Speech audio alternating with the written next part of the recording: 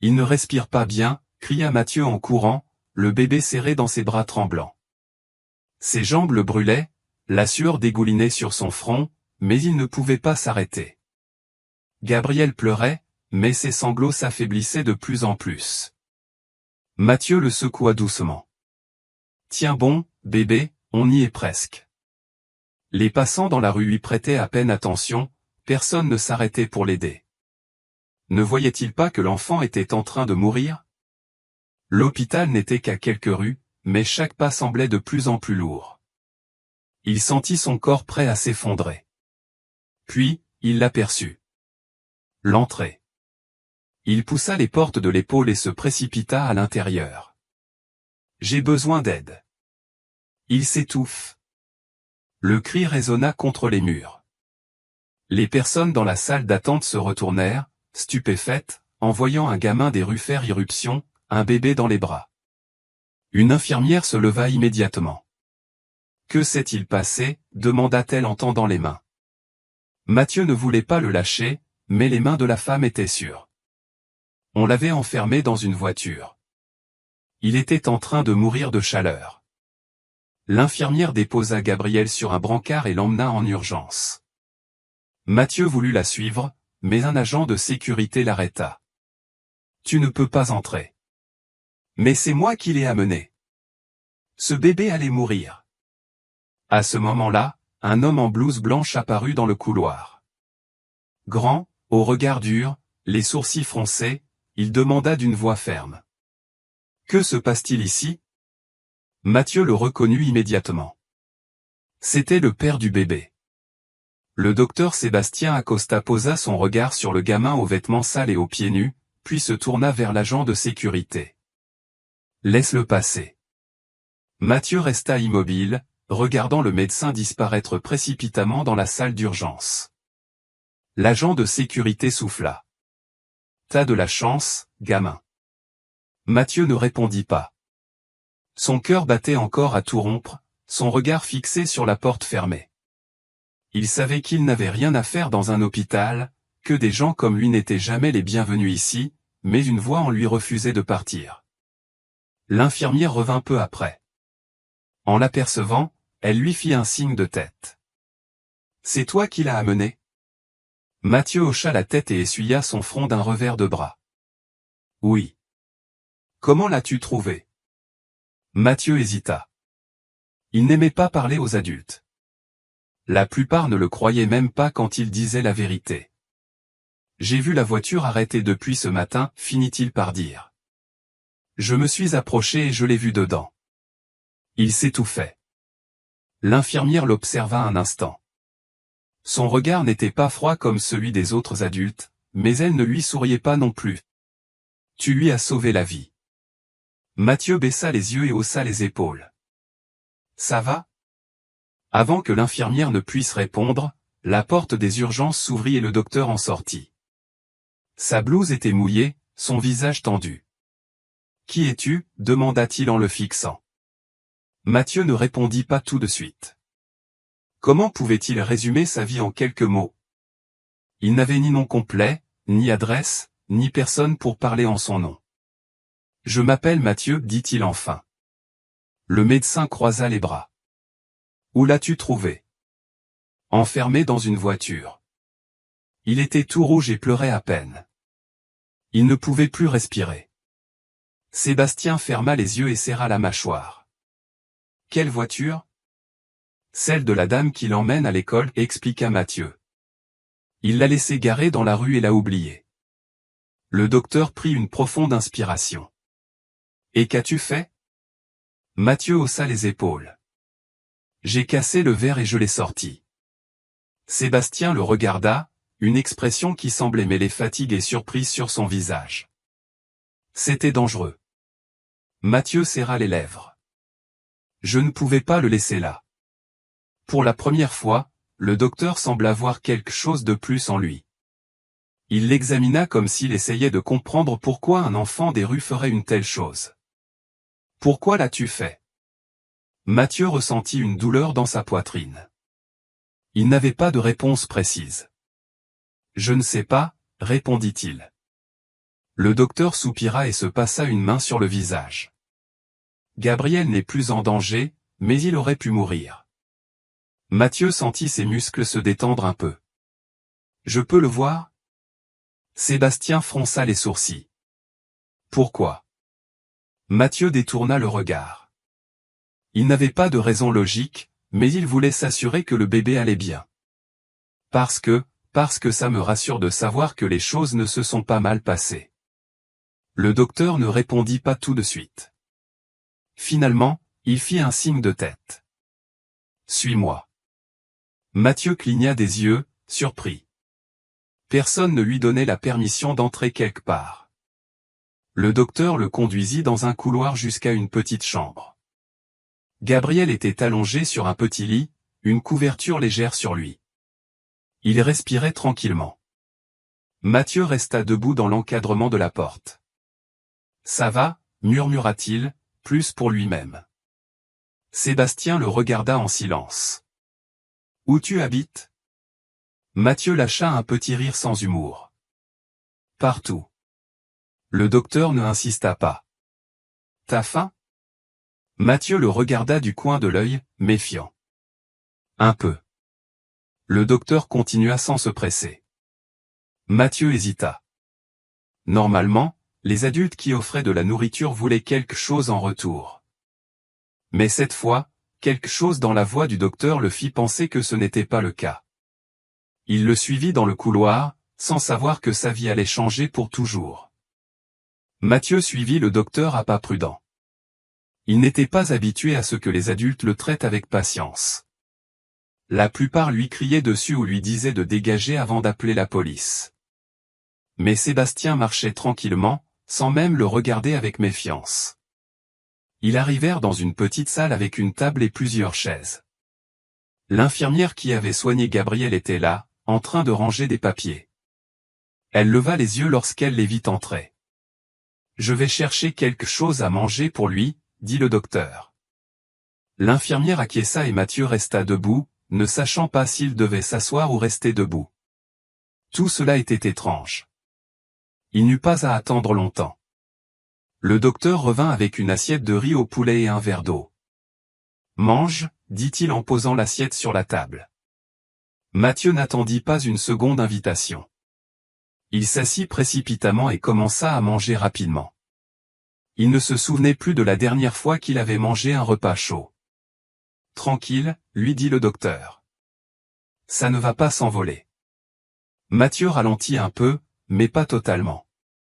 On ne savait jamais quand il pourrait manger à nouveau. Trouver de la nourriture, le docteur s'assit en face de lui, croisant les bras. Mathieu dit d'une voix ferme. « J'ai besoin que tu me dises quelque chose. » Mathieu continua de mâcher, mais leva les yeux. « Pourquoi étais-tu près de la camionnette de Gabriel ?» Mathieu avala sa bouchée avant de répondre. « Je l'ai vu garer depuis ce matin, je trouvais ça étrange. »« Et pourquoi t'es-tu approché ?» Mathieu hésita, il savait que s'il disait qu'il s'était caché dans l'ombre d'un arbre pour observer la maison du docteur, cela paraîtrait bizarre. « Parce que j'aime bien observer les choses, » répondit-il enfin, « et quelqu'un m'a dit qu'il se passait quelque chose de mauvais là-bas. » Le docteur plissa les yeux, mais ne sembla pas en colère. « Alors tu as brisé la vitre ?» Mathieu acquiesça et prit une gorgée d'eau. « Je n'allais pas le laisser là. » Sébastien prit une grande inspiration. « Mathieu, ce que tu as fait, c'était incroyable, mais aussi dangereux. » Mathieu haussait les épaules. « La vie est dangereuse. » Le docteur le regarda en silence un moment, comme s'il décidait quoi faire de lui, puis demanda. « Où dors-tu » Mathieu posa la cuillère dans son assiette et se pencha légèrement en arrière. « N'importe où. » Sébastien appuya ses coudes sur la table. « Et si je te disais de venir chez moi ce soir » Mathieu fronça les sourcils. « Pourquoi tu ferais ça ?»« Parce que tu as mérité au moins une nuit dans un endroit sûr. » Mathieu le regarda, cherchant un piège dans sa voix, mais il n'en trouva pas. « Je peux y réfléchir. » Sébastien acquiesça. « Bien sûr. » Mathieu termina son plat en silence, ne voulant pas s'emballer. Les adultes disaient toujours des choses agréables, mais ensuite ils regrettaient. Après le repas, Sébastien donna l'ordre à l'infirmière de lui trouver un t-shirt propre. Mathieu accepta sans dire un mot et le mit dans la salle de bain. Lorsqu'il en sortit, Sébastien était déjà occupé, parlant avec d'autres médecins. Mathieu resta un moment à l'hôpital, ne sachant pas quoi faire. Il pensa à partir, mais quelque chose le fit hésiter. Il se rendit à la chambre de Gabriel et le trouva endormi, son petit visage détendu et sa respiration calme. Mathieu sourit légèrement, au moins il avait sauvé quelqu'un aujourd'hui. Puis, sans faire de bruit, il sortit de l'hôpital et se perdit dans les rues. Il n'était pas prêt à accepter l'offre de Sébastien, du moins pas encore. Mathieu marcha sans but dans la ville, sachant qu'il ne devait pas s'éloigner trop de l'hôpital, mais il ne voulait pas non plus rester là. Il n'était pas habitué à ce que les gens soient gentils sans rien attendre en retour. Le soleil commençait à descendre, colorant les rues d'une teinte orangée.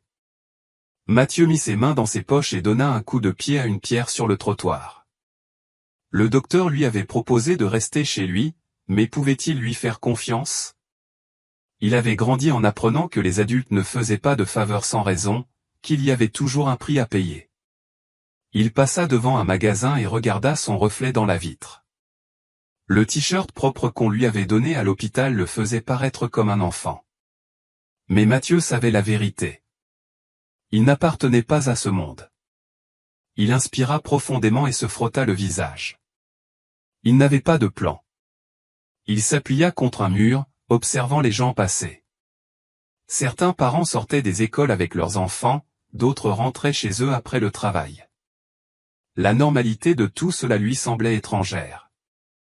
Son ventre grogna, lui rappelant qu'il n'avait rien mangé depuis le plat que lui avait donné le docteur. Peut-être juste pour une nuit, murmura-t-il pour lui-même. Cela lui faisait mal de l'admettre, mais une partie de lui voulait accepter l'offre de Sébastien, dormir dans un vrai lit, pas dans la rue. Sans y penser davantage, il se tourna et commença à marcher de retour à l'hôpital. S'il attendait trop longtemps, il pourrait perdre l'occasion. Lorsqu'il arriva, il faisait déjà nuit. L'hôpital était moins fréquenté, mais quelques lumières restaient allumées.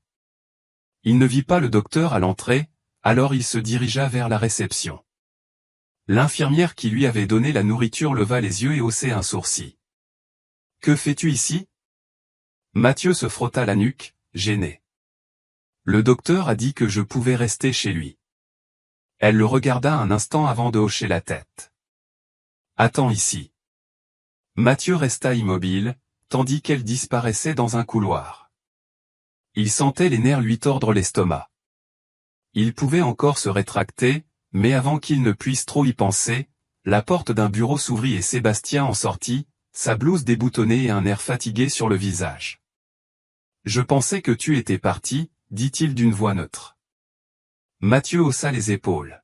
« Je l'étais, mais j'ai changé d'avis. » Sébastien le regarda, une expression de surprise mêlée d'approbation. « Bien, allons-y avant que tu ne regrettes encore. » Mathieu avala sa salive et le suivit hors de l'hôpital. Le trajet en voiture fut silencieux. Mathieu regardait par la fenêtre, voyant les bâtiments défiler rapidement. Pour la première fois depuis longtemps, il n'avait pas à se soucier de l'endroit où il dormirait cette nuit. Sébastien ne tenta pas de parler avec lui, il conduisit calmement jusqu'à un quartier. Mathieu reconnut les rues immédiatement. Il y était passé tant de fois, observant depuis l'ombre. La voiture s'arrêta devant une maison avec un petit jardin. Elle était plus grande que ce à quoi Mathieu s'attendait. « Bienvenue, » dit Sébastien en éteignant le moteur. Mathieu sortit de la voiture et resta sur le trottoir, sans savoir s'il devait entrer en premier ou attendre. Le docteur ouvrit la porte et lui fit signe d'entrer. Mathieu prit une profonde inspiration et franchit le seuil. Pour la première fois depuis des années, il entrait dans une maison par la porte principale et non par la fenêtre arrière ou le patio. L'intérieur était accueillant, mais sans trop de décoration. Il y avait quelque chose dans l'atmosphère qui semblait vide. « Viens, je vais te montrer où tu dormiras, » dit Sébastien. Mathieu le suivit dans un couloir jusqu'à une petite chambre. Ce n'est pas grand-chose, mais au moins c'est un lit, ajouta Sébastien. Pour Mathieu, c'était bien plus que ce qu'il avait eu depuis longtemps. Il s'approcha et passa la main sur la couverture, n'étant pas sûr de se rappeler la dernière fois qu'il avait dormi dans un lit. Sébastien croisa les bras. Demain, on pourra te trouver des vêtements. Mathieu tourna la tête et le regarda avec méfiance. Tu n'es pas obligé de faire ça. Le docteur soupira. Tu n'es pas obligé d'accepter. Mais au moins, réfléchis Y. Mathieu s'assit sur le lit, sentant la douceur du matelas. Il ne savait pas quoi dire. Sébastien s'appuya sur le cadre de la porte. Repose-toi. On parlera demain. Mathieu acquiesça et vit le docteur s'éloigner, fermant doucement la porte. Il resta là. Allongé dans le lit, regardant le plafond, il n'avait pas entièrement confiance en tout cela, mais il se sentait bien pour la première fois depuis longtemps. Il n'avait pas à dormir avec un œil ouvert. Mathieu ouvrit brusquement les yeux. Pendant un instant, il ne savait pas où il était. Il n'y avait pas de bruit de voiture, ni le froid du pavé, ni l'odeur des poubelles. À la place, il ressentait quelque chose de doux sous son dos et un plafond blanc au-dessus de lui. Il cligna plusieurs fois des yeux avant de se rappeler qu'il était chez le docteur. Il se leva doucement, essayant de comprendre cette sensation étrange de se réveiller sans peur. Il n'avait pas à courir avant que quelqu'un ne le chasse. Il se frotta les yeux et regarda autour de lui. La pièce était petite, mais elle avait une fenêtre avec des rideaux clairs. Mathieu n'était pas habitué à ce genre d'endroit, trop propre, trop ordonné. La porte s'ouvrit soudainement et Mathieu se tendit par instinct. « Bonjour », dit Sébastien en s'appuyant sur le cadre de la porte. Mathieu acquiesça sans répondre. Il ne savait pas comment il était censé réagir. « As-tu bien dormi ?» demanda le docteur. Mathieu haussa les épaules. « Plus ou moins. » Sébastien le regarda un instant puis fit un signe de tête. « Viens, on va prendre le petit déjeuner. » Mathieu hésita, mais son ventre rugit en réponse. Il se leva et suivit le docteur dans la maison. La cuisine était grande, avec des meubles en bois foncé. La table était déjà préparée avec 2 assiettes, du pain, des œufs, et une tasse de café pour Sébastien, et du lait pour Mathieu. « Assieds-toi », dit le docteur en se servant un peu plus de café. Mathieu s'installa sur la chaise sans lâcher sa tasse des 2 mains. Il prit une gorgée de lait chaud. Il ne se souvenait pas de la dernière fois qu'il avait bu quelque chose comme ça. Sébastien prit sa tasse et le regarda. « Aujourd'hui, on va acheter des vêtements pour toi. » Mathieu posa sa tasse sur la table. « Je n'ai besoin de rien. » Le docteur posa calmement sa tasse. « Si, tu en as besoin. » Mathieu détourna le regard. Il n'aimait pas devoir accepter des faveurs. « Je ne veux pas que tu dépenses de l'argent pour moi. » Ce n'est pas une dépense, Mathieu. C'est le minimum que tu mérites. Mathieu ressentit une gêne dans sa poitrine. Il n'avait jamais eu quelqu'un qui se souciait de lui. « Pourquoi tu fais ça ?» Sébastien croisa les bras. « Parce que quelqu'un doit le faire. » Mathieu baissa les yeux et continua à manger en silence. Après le petit déjeuner, Sébastien sortit son porte-monnaie et les clés de la voiture. « On y va. » Mathieu monta dans la voiture sans rien dire. Pendant que le docteur conduisait, il regardait par la fenêtre. C'était étrange d'être dans une voiture sans être caché à l'arrière. Ils arrivèrent dans un magasin de vêtements simples. Sébastien l'emmena dans le rayon enfants et désigna les étagères. « Choisis ce que tu veux. » Mathieu fronça les sourcils. « Je veux juste quelque chose de confortable. » « Alors choisis quelque chose de confortable. » Mathieu ne bougea pas au début, il n'était pas habitué à avoir des options. Sébastien le regarda et soupira. « Si tu ne veux pas choisir, je vais le faire. » Mathieu fit une grimace et se dirigea vers le rayon. Au moins, si c'était lui qui choisissait, personne ne le ferait à sa place. Il prit 2 t-shirts, un pantalon et un sweat. Sébastien regarda ce qu'il avait choisi et acquiesça. Bien. Maintenant, des chaussures. Mathieu sentit la chaleur monter à son visage. Il ne voulait pas enlever les siennes. Sébastien remarqua son malaise. Tes chaussures sont abîmées, tu en as besoin de nouvelles. Mathieu serra les lèvres. Je n'aime pas les chaussures neuves. Le docteur ne discuta pas. D'accord. Mais au moins, essaie en une paire. Mathieu n'avait pas l'énergie de discuter.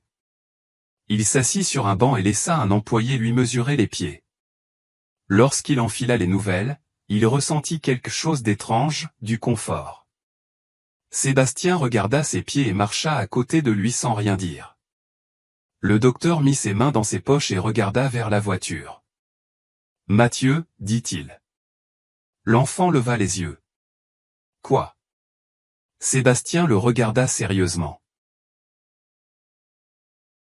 « Tu n'as pas à décider aujourd'hui, mais je veux te demander quelque chose. » Mathieu fronça les sourcils. « Quoi ?» Sébastien prit une profonde inspiration.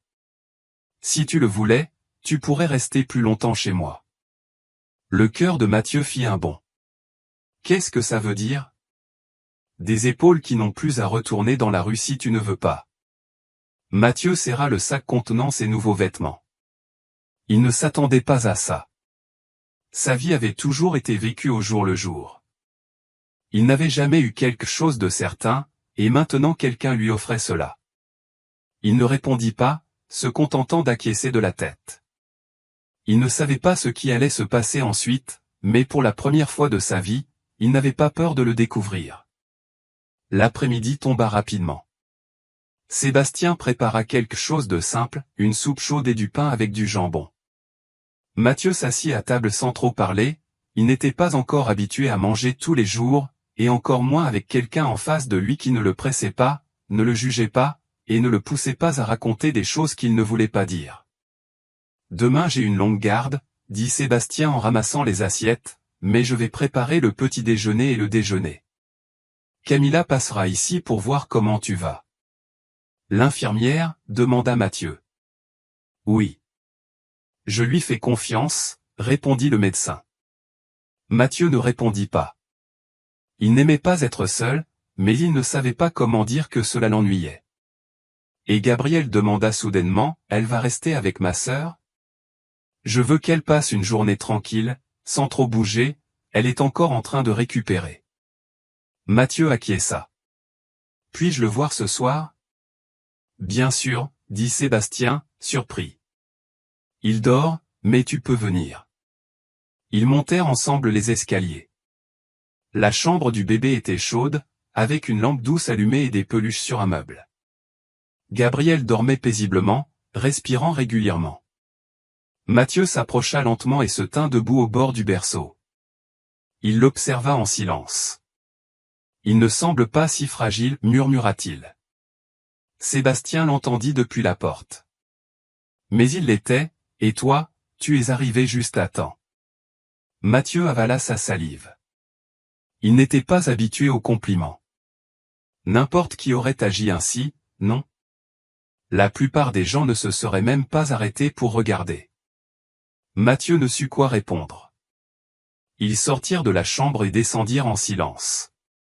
Dans sa chambre, il s'habilla avec ses nouveaux vêtements. Le tissu propre lui donnait une sensation étrange, comme s'il n'était pas lui-même. Il s'assit sur le lit, regardant ses pieds, ne sachant pas quoi faire avec tout ce silence, toute cette tranquillité. La tranquillité faisait aussi mal quand on ne la connaissait pas. On frappa à la porte. « Ça va ?» demanda Sébastien de l'extérieur. « Oui. »« Alors repose-toi, bonne nuit. »« Bonne nuit, docteur. » Mathieu s'allongea, ferma les yeux.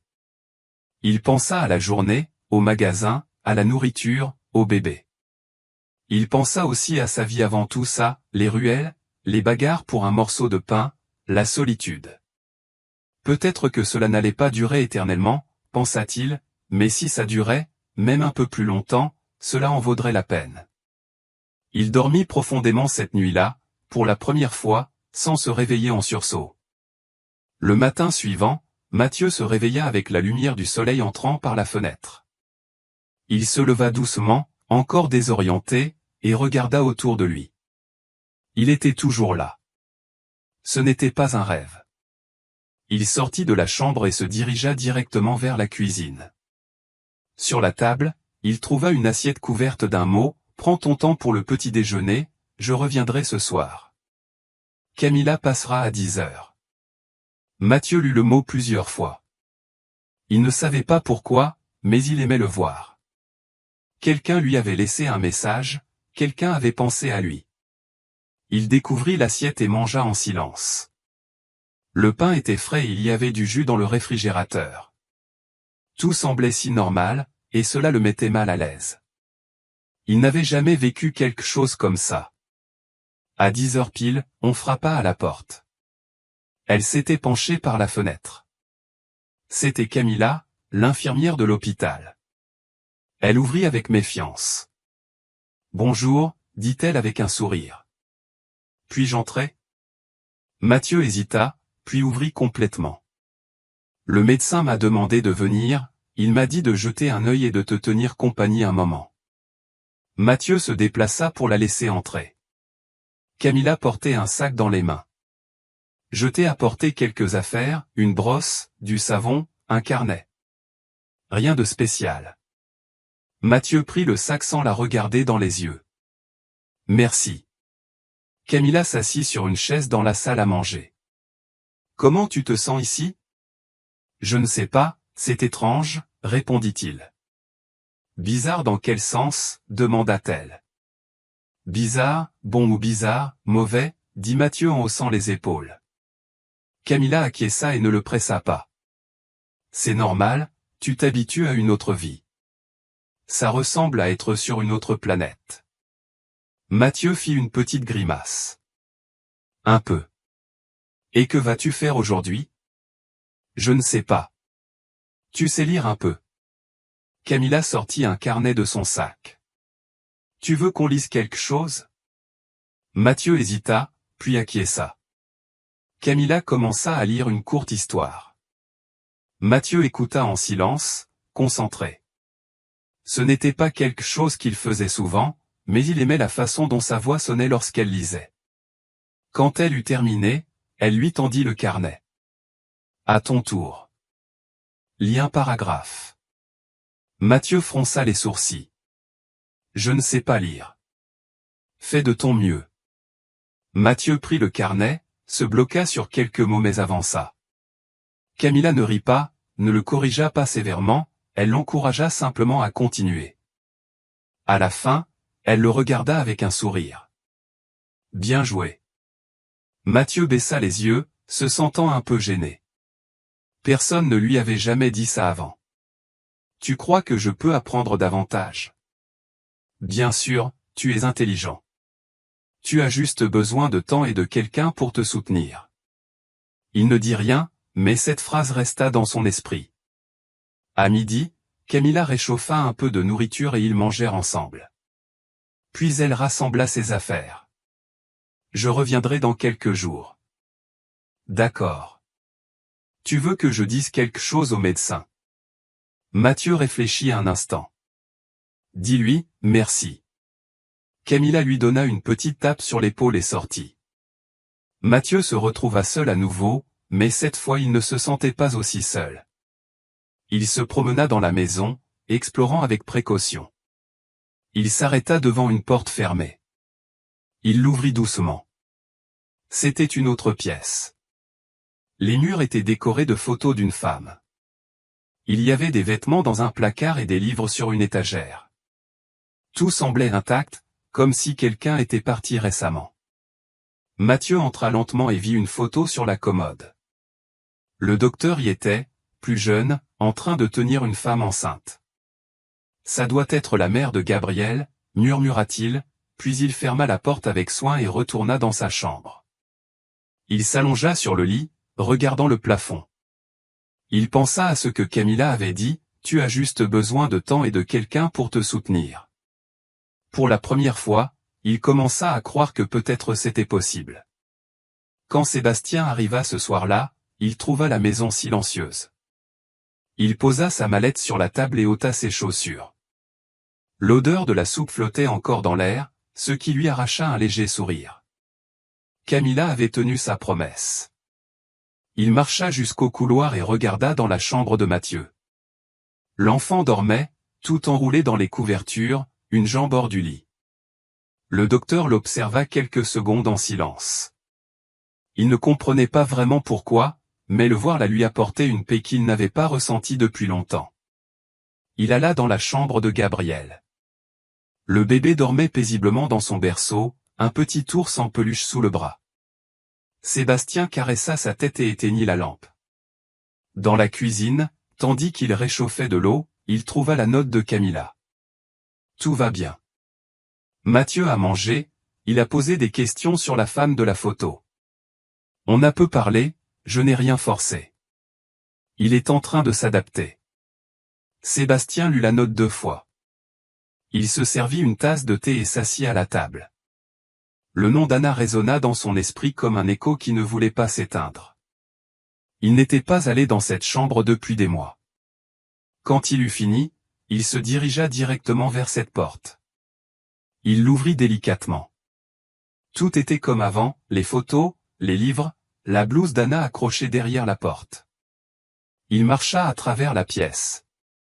La chambre, comme un musée, prit la photo où j'étais avec une main sur son ventre. Il n'avait pas encore parlé du nom du bébé, mais ça aurait été Gabriel.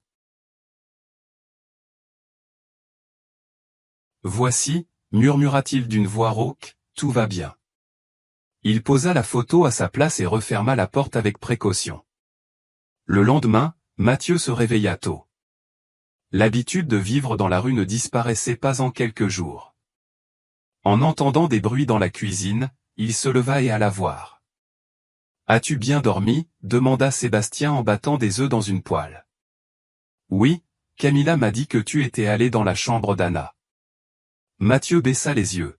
« Je ne savais pas qu'on ne pouvait pas entrer. »« Ce n'est pas interdit, » répondit le médecin, « c'est juste un endroit spécial. » Mathieu s'assit sur une chaise.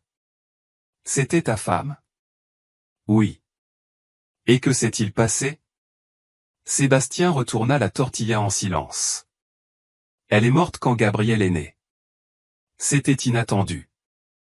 L'accouchement a été compliqué. Mathieu ne répondit pas. Il ne savait pas comment répondre à quelque chose d'aussi lourd. « Moi non plus je n'ai pas su comment vivre avec cela, » continua le médecin. « Je me suis concentré sur mon travail, sur le soin de Gabriel, et à trop réfléchir. » Il servit 2 assiettes et s'assit en face de Mathieu. « Mais maintenant tu es ici, » dit Sébastien. « Et je suppose que cela change tout. » Mathieu leva les yeux. « C'est bien, je crois. » Ils mangèrent en silence. Pour la première fois, il n'y avait pas de tension entre eux, juste une étrange calme, comme s'ils se comprenaient sans rien dire. Après le petit déjeuner, Sébastien se leva. « Je suis de garde à nouveau, je reviendrai ce soir. Ça te va si tu m'aides à ranger un peu la maison ?» Mathieu hocha la tête. « Et puis j'allais voir Gabriel plus tard ?» ?»« Bien sûr. » Le médecin prit ses clés, mais avant de partir, il s'arrêta et le regarda. « Je suis content que tu sois revenu. » Le soir, Mathieu entra dans la chambre du bébé. Gabriel était éveillé dans son berceau, jouant avec un jouet en peluche. Mathieu s'approcha lentement et posa les bras sur le rebord du berceau. Gabriel le regarda et émit un petit bruit. « Comment tu vas ce matin ?» chuchota Mathieu. « Tu sembles plus fort, hein ?» Gabriel leva les bras, et Mathieu le prit délicatement. Il s'assit avec lui sur le tapis et le laissa jouer sur ses genoux. Bien qu'il n'eût ni frère, ni famille, et peu d'expérience avec les bébés, quelque chose chez cet enfant lui semblait familier, comme s'il s'était toujours connu. Il joua avec lui pendant 1 heure, lui parlant des voitures qui passaient dehors, des gens qui couraient en hâte. Gabriel écoutait attentivement, comme s'il comprenait tout. Après, il le reposa dans son berceau et descendit à la cuisine pour préparer quelque chose de simple, du pain avec du fromage et du jus. Il le mangea seul, mais il ne se sentait pas seul. L'après-midi, la sonnette retentit. Mathieu alla ouvrir et trouva une femme qu'il ne connaissait pas. Elle devait avoir une cinquantaine d'années, les cheveux attachés, et une expression sérieuse. « Es-tu Mathieu » ? « Oui, répondit-il sans ouvrir complètement la porte. « Je suis Laura, la sœur de Sébastien. Je viens pour Gabriel. » Mathieu ouvrit un peu plus la porte. « Il dort. »« Parfait, dit-elle. Je vais l'attendre ici. »« Sébastien est-il là ?»« Non, il est à l'hôpital. » Laura entra sans demander la permission, comme si la maison lui appartenait. Elle se dirigea dans le couloir, scrutant les lieux avec attention. « Donc, c'est toi le garçon dont mon frère parle tant. » Mathieu se tendit, ne sachant pas si c'était une bonne ou une mauvaise chose. « Je suppose, dit-elle, s'asseyant sur le canapé et l'observant. « Et que fais-tu ici ?»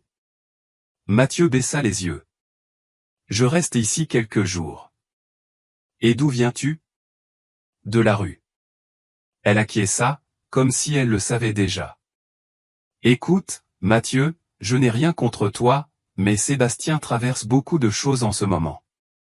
Il n'a pas besoin de complications supplémentaires. » Il ne répondit pas, ses poings serrés derrière le dossier d'une chaise. « Gabriel est sa priorité.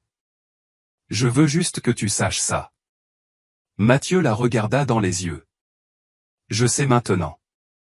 Je ne ferai rien pour le mettre en danger. » Laura le fixa en silence pendant quelques secondes. « J'espère que c'est le cas. » Elle monta voir le bébé sans ajouter un mot.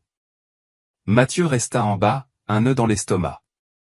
C'était la première fois que quelqu'un le faisait se sentir de trop depuis qu'il était arrivé. Remarqua quelque chose d'étrange dans l'air.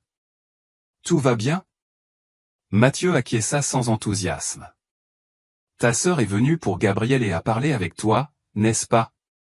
Oui, Sébastien a laissé les clés sur la table. Il t'a dit quelque chose qui ne t'a pas plu ? Mathieu hésita. Il m'a juste dit qu'il ne veut pas que je me mette dans des ennuis à cause de lui.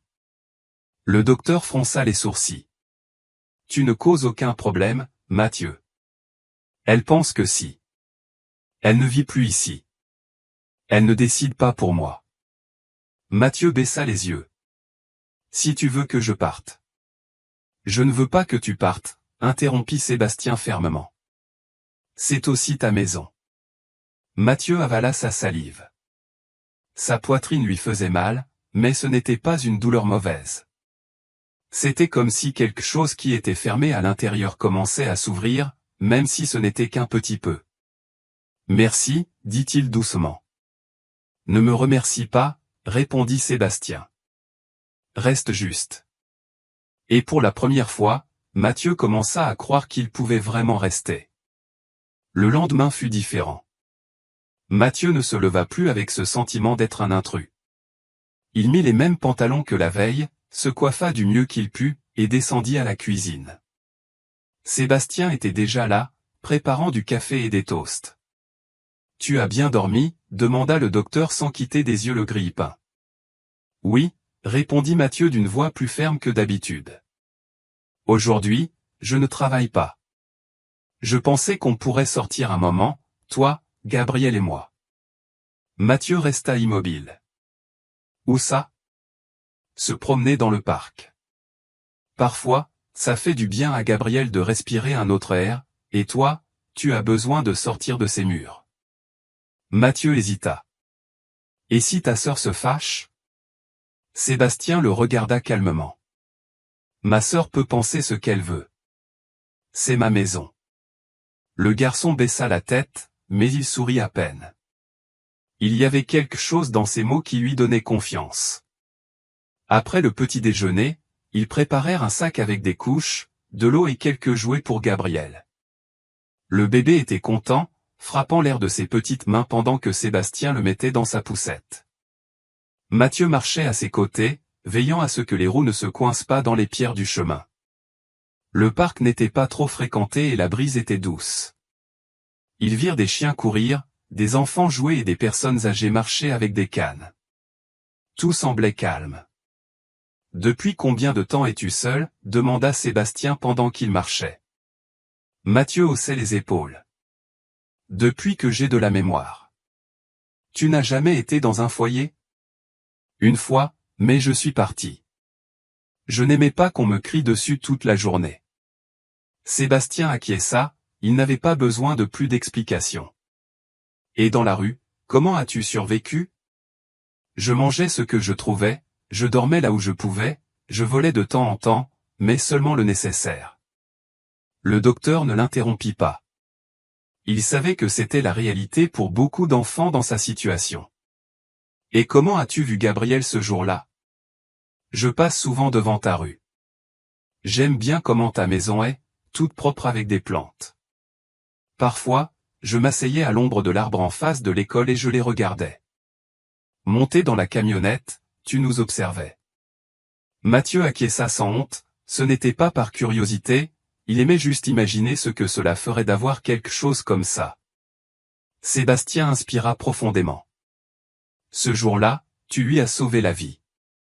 Si tu n'avais pas été là. Il n'a pas pu continuer, Mathieu l'interrompit. Le docteur s'arrêta, posa sa main sur l'épaule de l'enfant et le regarda sérieusement. Tu as fait ce que beaucoup d'adultes n'auraient pas fait. Mathieu se tut. Personne ne lui avait jamais dit ça, il n'y avait même jamais pensé. Ils marchèrent encore un moment, Gabriel dormait tranquillement dans la poussette. Tu sais bien lire? Demanda Sébastien, changeant de sujet. Plus ou moins. Camilla m'a lu quelque chose l'autre jour, ça m'a plu. Peut-être qu'on pourrait t'inscrire à l'école. Pas maintenant, mais bientôt. Mathieu le regarda surpris. Sérieusement? Bien sûr. Tu as le droit d'étudier, d'avoir une vie différente. Et si je ne sais rien, si je n'y arrive pas? Alors tu apprendras. Tout le monde commence de zéro. Mathieu ne répondit pas, mais à l'intérieur, une idée commença à se former. Peut-être que oui, il pouvait être quelqu'un. Peut-être qu'il y avait une autre vie possible. Ils retournèrent à la maison à midi. Gabriel était toujours endormi. Sébastien le porta jusqu'à son berceau, et Mathieu resta dans le salon, pensant à tout ce qu'ils avaient dit cet après-midi-là. Pour la première fois, il ne ressentait pas de peur face à l'avenir. Mathieu resta seul dans le salon tandis que Sébastien montait pour ranger Gabriel. Il s'assit sur le canapé, les pieds repliés, regardant par la fenêtre. Dehors, le soleil commençait à se coucher, teintant tout de couleur orange. Il ne se sentait pas comme un enfant des rues, pas à ce moment-là. Il avait l'impression que d'une manière ou d'une autre, il avait franchi une porte invisible. Quelques minutes plus tard, Sébastien descendit et s'affaissa sur l'autre canapé en soupirant. Il dort sans protester, dit-il avec un léger sourire. Il aime que tu le portes. J'essaie, mais il pleure. C'est normal, mais parfois il te regarde comme si tu faisais déjà partie de lui. Mathieu baissa les yeux, ne sachant pas comment réagir à ces paroles. Sébastien s'étira un peu et devint sérieux. Je dois te demander quelque chose. Mathieu le regarda attentivement. Qu'est-ce que tu veux faire de ta vie? Mathieu fronça les sourcils. Qu'est-ce que je veux faire? Oui, si tu pouvais choisir, qu'est-ce que tu ferais? Qu'est-ce que tu aimerais apprendre? Mathieu haussait les épaules. Je ne sais pas. Je n'y ai jamais pensé. Peut-être qu'il est temps de commencer. Un silence s'installa pendant quelques secondes. Mathieu regarda ses nouvelles chaussures, puis leva les yeux. Je veux étudier, mais j'ai peur de ne pas y arriver. C'est normal d'avoir peur, dit Sébastien, mais tu n'es pas seul. Mathieu le regarda en silence, puis demanda d'une voix basse. Tu crois que je suis comme les autres enfants? Sébastien réfléchit un moment. Non, tu n'es pas comme les autres. Mais ce n'est pas une mauvaise chose. Tu as vécu des choses que personne ne devrait vivre, et pourtant, tu es toujours là, avec l'envie d'apprendre, de changer. Ça te rend plus fort, Mathieu. Mathieu serra les lèvres pour ne pas pleurer. Il ne voulait pas qu'on le voie faible. « Est-ce que je peux rester ici plus longtemps » demanda-t-il presque en murmurant. « Tu peux rester autant de temps que tu en as besoin » répondit Sébastien sans hésiter. « C'est ta maison aussi. » Mathieu ne dit rien de plus, il se contenta d'acquiescer de la tête, et à l'intérieur, il ressentit quelque chose qu'il n'avait jamais ressenti auparavant, la certitude. Il ne savait pas ce qu'il attendait, ni si le monde serait juste avec lui, mais cette nuit-là, alors que le silence remplissait la maison et que Gabriel dormait à l'étage, Mathieu sut qu'il n'était plus seul. Les jours suivants.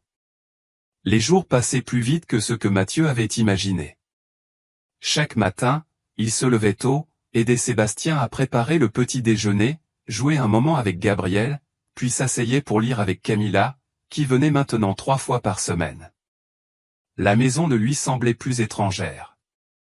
Il savait où se trouvaient les choses, il remarquait quand les lumières du jardin changeaient et il s'était même habitué au bruit du réfrigérateur la nuit. C'était comme si tout avait commencé à suivre un rythme, et lui, enfin, il allait dans la même direction. Un après-midi, pendant que Sébastien lisait dans le salon et que Gabriel jouait seul sur le sol, Mathieu s'approcha avec un carnet dans les mains. « Puis-je te poser une question ?» « Bien sûr, » répondit Sébastien en baissant son livre. « Tu crois que je pourrais entrer à l'école l'année prochaine ?» Sébastien sourit. « Bien sûr que oui, je voulais justement t'en parler. Camilla et moi, on a regardé quelques options. Il y a une école pas loin, simple et bien. Tu pourrais commencer au niveau que tu veux. » Mathieu serra le carnet contre sa poitrine. « Et si je ne comprends rien ? Alors on t'aidera. L'important, c'est que tu commences. » Mathieu resta silencieux quelques secondes. « Je n'aurais jamais pensé que quelqu'un m'inscrirait dans une école sans vouloir me faire partir après. Je ne veux pas te faire partir, Mathieu. Je veux que tu restes ici avec nous. » Ces mots frappèrent Mathieu profondément. Il s'assit à côté de lui et regarda Gabriel qui riait tout seul en mordillant une girafe en plastique. « Parfois, je pense que tout ça est provisoire, que ça va finir un jour. » « Moi aussi, j'ai pensé ça avec Anna, » dit Sébastien. « Quand je l'ai rencontrée, je sentais que je ne méritais pas quelque chose d'aussi beau. Mais il ne s'agit pas de mériter, il s'agit de prendre soin de ce qu'on trouve, et toi, tu es arrivé dans ma vie pour une raison. Tu crois qu'elle serait d'accord ?» Sébastien le regarda les yeux brillants. « Je suis sûr que oui. » Mathieu baissa la tête en souriant. « Alors je vais rester. » « Je le savais, » répondit Sébastien, « mais ça me fait plaisir de l'entendre de ta part. » Gabriel lança un cri joyeux et Mathieu se leva pour le prendre dans ses bras. « Tu vois, bébé, » lui dit-il en le soulevant. « Maintenant, c'est officiel, on forme une équipe. » Et pour la première fois en disant cela, Mathieu ne se sentit pas comme s'il jouait à imaginer. Il avait l'impression que c'était vrai. Quelques jours plus tard, Sébastien prépara un dîner spécial. Rien de compliqué, du riz, de la viande et une salade. Mais pour Mathieu, c'était un festin. L'odeur embaumait toute la maison, et Gabriel, assis dans sa petite chaise, frappait la table avec ses mains, tout excité. « Qu'est-ce qu'on célèbre ?» demanda Mathieu en posant les couverts. « Le fait que tu fais officiellement partie de cette famille, » répondit Sébastien en servant les assiettes. « J'ai parlé à un avocat et on va commencer les démarches pour que tu puisses vivre ici légalement. » Mathieu resta figé. « Sérieusement ? » ?»« Oui, je ne veux pas que ce soit temporaire. Je veux que tu aies un endroit fixe, ton espace, tes papiers, ton école, ta vie. » Mathieu avala difficilement sa salive. Non. Il savait quoi dire, une étrange combinaison d'émotions et de peur se mêlait dans sa poitrine. Personne n'a jamais voulu faire cela pour moi. Maintenant, tu as quelqu'un, dit Sébastien, et tu n'es plus seul. Ils s'assirent à la table. Mathieu mangea en silence, le cœur battant fort. Chaque bouchée avait un goût différent, un goût de futur, de sécurité, de quelque chose qu'il ne pouvait pas nommer mais qu'il commençait enfin à connaître. Après le dîner, Sébastien sortit une boîte en carton du placard. Voici quelques affaires qui étaient à moi quand j'étais enfant, des choses que j'ai gardées sans savoir pourquoi.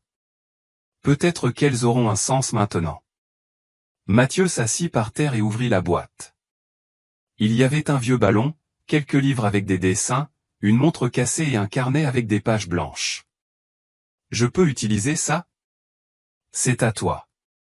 Ce qui est ici, c'est aussi à toi maintenant. Mathieu feuilleta le carnet et prit un crayon dans le tiroir. Et si je commençais à écrire mon histoire? Ça me semble parfait. Mais depuis que je vous ai rencontré, l'avant, mieux vaut le laisser pour plus tard. Sébastien acquiesça. C'est toi qui choisis par où commencer. Gabriel, comme s'il comprenait, rampa jusqu'à où se trouvait Mathieu et se coucha sur sa jambe. Mathieu le regarda et sourit. Lui, il m'a choisi dès le premier jour, n'est-ce pas? Vous vous êtes tous les deux choisis, dit Sébastien.